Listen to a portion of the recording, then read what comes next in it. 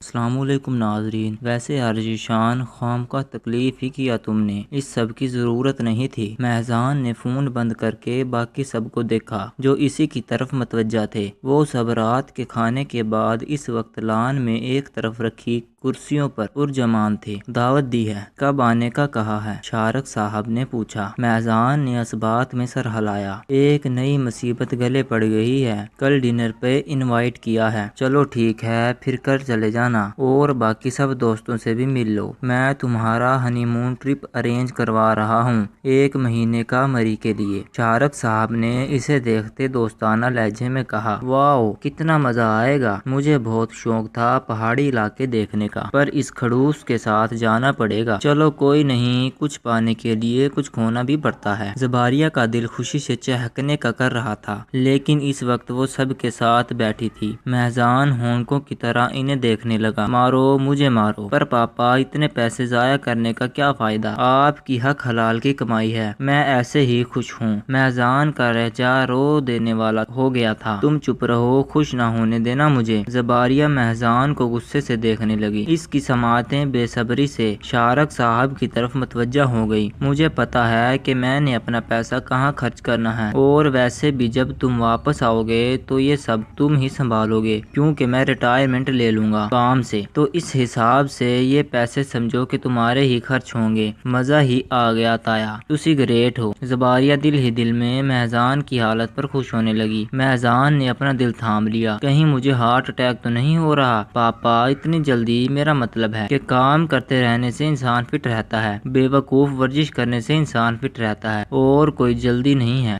بہت محنت کر لی میں نے، اب تمہاری باری ہے، بس میں جاؤں یا اور کوئی ظلم ڈھانا باقی ہے؟ مہزان اٹھتے ہوئے طنزیہ لہجے میں بولا، اور وہاں سے چلا گیا۔ مہزان کمرے میں آیا تو زباریہ کو ڈریسنگ ٹیبل کے سامنے کھڑے پایا اور دعوت کے لیے تیار ہو رہی تھی۔ مہزان اسے دیکھ کر محبوط ہو گیا۔ آج یہ کچھ زیادہ حسین نہیں لگ رہی؟ اس کے دل نے کیا کہا، پٹے منہ مجھ پر کیا سوچ رہا ہوں میں؟ مہزان خود کو لعنت ملامت کرنے لگا۔ اچانک اس کے دل میں خواہش جاگی کہ وہ اسے قریب سے دیکھے۔ دل کی خواہش پر لبیک کہتا وہ چلتا ہوا اس کے ساتھ آ کر کھڑا ہو گیا اور اسے ہی پرفیوم اٹھا کر خود پر چھڑکاؤ کرنے لگا۔ ویسے میں تعجب میں مبتلا ہوں کہ چچا نے کیا سوچ کر تمہارا نام زباریہ رکھا، مطلب بالکل بھی سوٹ نہیں کرتا تم پر، کھلتا ہوا پھول، تم تو سڑا ہوا اور مرجھایا ہوا پھول ہو۔ زباریہ نے اپنی لپسٹک مزید ڈارک کی اور بولی، ویسے میں تعجب میں مبتلا ہوں کہ تایا نے کیا سوچ کر تمہارا نام مہزان رکھا، مطلب بالکل بھی سوٹ نہیں کرتا تم پر، خدا کا تحفہ، تم تو خدا کا عذاب بن کر برسے ہو مجھ پر، حد درجے کی منہ پھٹ ہو تم۔ لیکن تم سے کم زباریہ یہ کہتے ہوئے باہر چلی گئی، اگر ایسے ہی تم اس فضول دل کے بہکانے پر عمل کرتے رہو تو انشاءاللہ یوں ہی بے عزت ہوتے رہو گے۔ مہزان کے دماغ نے اسے لتاڑا۔ سینیٹائزر بھی ختم ہو گیا تھا کل، اور میں آتے وقت نیا اٹھانا بھی بھول گیا، اب میں کیا کروں، کہاں پر گاڑی روک کر ہاتھ دھوں؟ مہزان اونچی آواز میں ہم کلام ہوا۔ وہ دونوں ذیشان کے گھر سے واپس آ رہے تھے جب زباریہ کا ہاتھ بے دھیانی میں مہزان کے ہاتھ سے ہلکا سا مس ہو گیا، جس پر مہزان نے بڑبڑاہٹ شروع ہو گئی۔ ہاں جراثیموں کو بھی سینیٹائزر کی ضرورت پڑ گئی ہے، بے فکر رہو، کورونا نہیں ہے مجھے۔ زباریہ نے اسے غصیلی نظروں سے دیکھا۔ اگر کورونا مجھے آ کر ٹچ ہوتا تو میں بچ بھی جاتا، لیکن شاید اب امکان کم ہی نظر آ رہے ہیں، مہزان پریشانی سے بولا، جبکہ زباریہ صرف گہرا سانس بھر کر رہ گئی۔